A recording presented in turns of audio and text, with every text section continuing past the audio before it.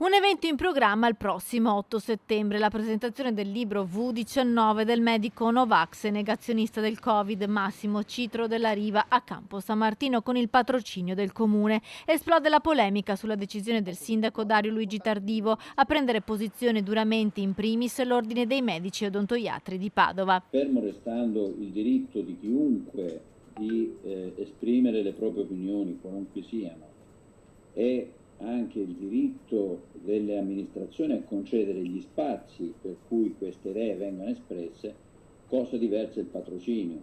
Il patrocinio è in qualche modo di fatto un sostegno ed è un'approvazione di una linea.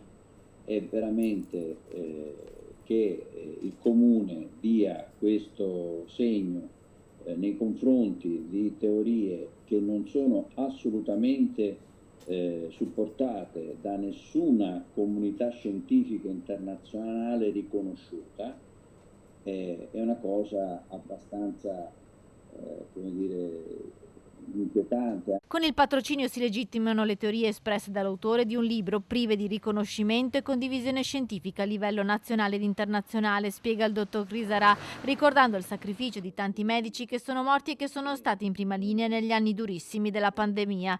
Il sindaco del comune di Campo San Martino spiega che la presentazione è all'interno di una rassegna conferenze del venerdì, uno spazio libero di dibattito e attualità.